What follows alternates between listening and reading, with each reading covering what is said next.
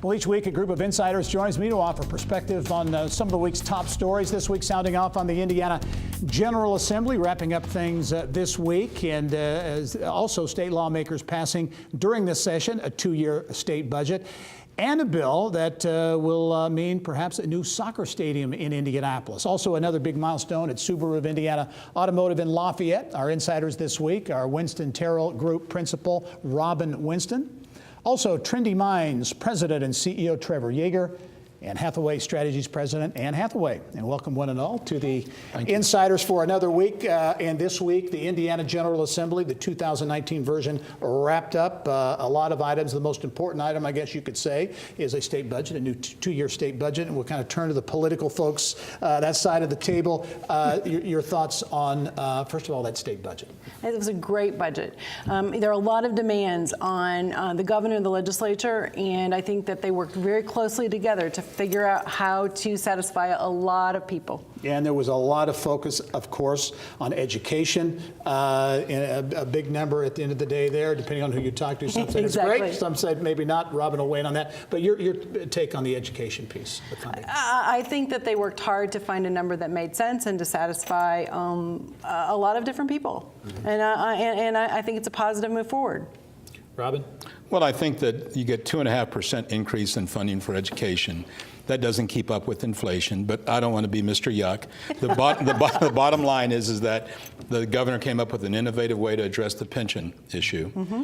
And we once again defeated efforts to curtail the opportunity for communities to go to referenda to decide at the local level if they wanted to fund their schools. When they've done that, in community after community, from Zionsville to IPS, people have voted yes to let additional funding go to public schools. Mm-hmm. So that speaks well for the 1.1 million kids every day who choose public schools. General, overall thoughts of the 2019 session, budget and otherwise, how it all played out? There are a lot of distractions early with your Attorney General. I mean, that kind of distracted things to start the session. But I think when people get back and get focused on things, you know, the key elements that we have to do, because education is a large part of the budget, they address that. Job creation opportunities, they address that. We moved down the line on a hate crimes bill that at least will take us off the list of 5 states that don't have one.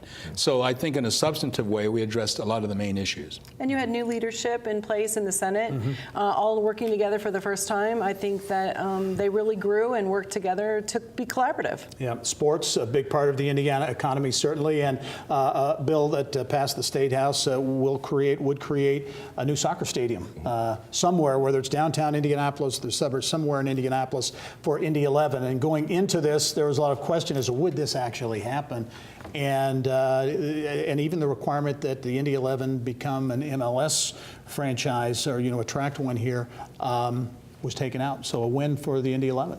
Yeah, definitely. I mean, this is a sports town. I mean, we know this. I mean, from the Indiana Sports Corp that started in 1979 to everything else from Indy 500, the Pacers, the Colts, I mean, Fever, I mean, the list goes on and on. So I think this is a good thing for the city. I think having a soccer stadium here will help us, I think, attract more people, more venues to do things with our population. I think we have a lot of younger people and older people that love soccer. Do you think that, because it's interesting, the demographics of soccer and our need as a city, a region, a state to keep and attract more younger professionals. Do you think that soccer in particular, the demographics will play into that? Definitely, yeah. Beer, soccer, I mean, they love it. So yeah, I think it's going to be a good thing for the city. Yeah, and I should mention up front that the Indy 11 is a client. Right. But I think it's interesting how the ownership, Ursal Ozdemir, really put together a different package to go about this. He did. He was very creative with the package. And his goal was to bring the world's game to Indiana, and I think that the legislature's helped to do that. Your Pacers are a client of yours, yes. So I should mention that going forward too. But the Pacers deal at Bankers Life Fieldhouse for improvements inside the fieldhouse, but also very much outside the fieldhouse too, which some would suggest can really help continue that Near East Side momentum. Your office is on the Near East Side. It is. Your take on that? that? Yeah, I'm very, very happy with that. I think that's going to be a really good thing for that part of the city. We have got some major venues coming in, or events coming in over the next few years. The All-Star Game being one of them. Right. We need to show up well. I mean, the All-Star Game is basically, like our Super Bowl.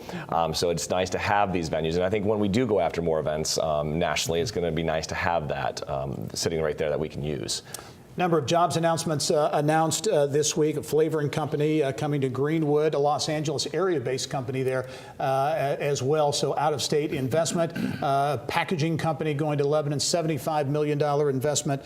These will mean jobs too. And Robin, as you look at economic development, I think one thing to note on these, they're different. They're not manufacturing, which is the bread and butter, but diversifying the economy a bit and attracting investment from other places. Well, sure. The corrugated box company coming up there, to Lebanon, the jobs coming in the flavoring company to southern part of the community. I think those are great.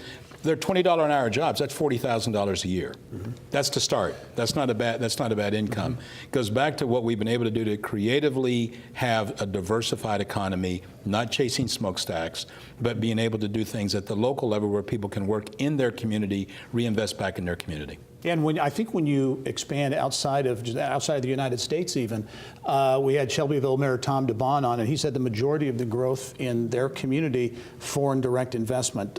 We saw this week or recently a group from Delaware County, Muncie rather, in East Central Indiana, back from a trip to Europe. 20 years ago, you would never see communities, certainly auto towns, going overseas for jobs, and now it's commonplace. Yeah, I mean, we're a global economy, and I'm glad to see that more organizations and groups and cities are looking at that. They have to.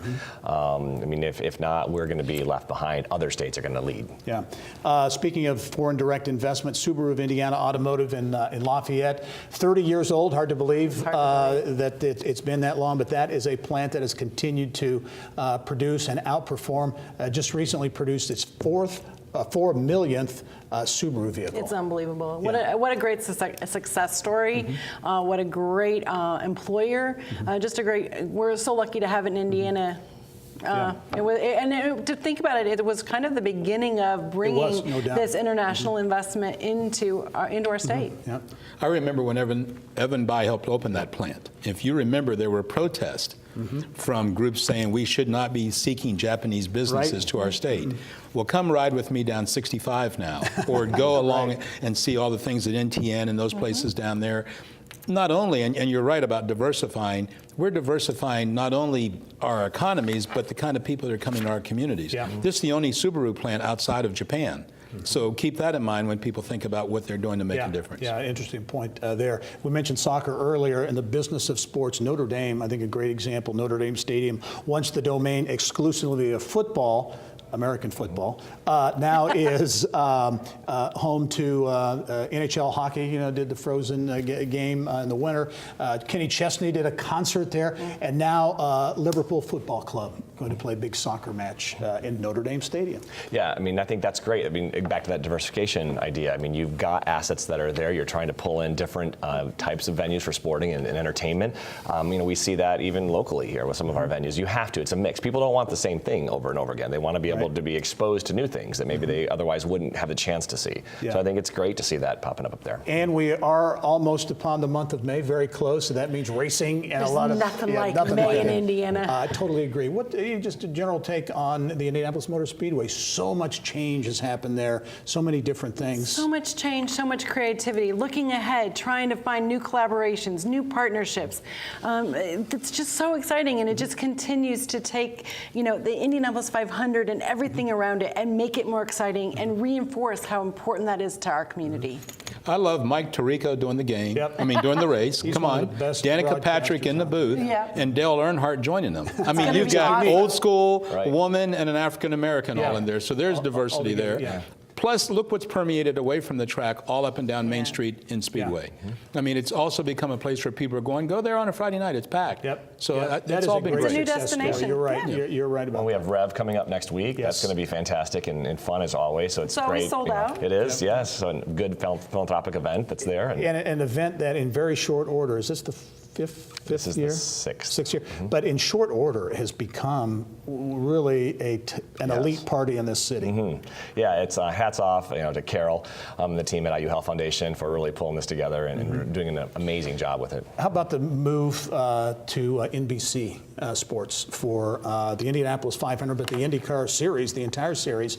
A lot of people are very positive that'll add momentum to that whole situation. Well, you're breaking away from ABC, and you're adding really the sports network is going to cover this race. So I think that raises the stature.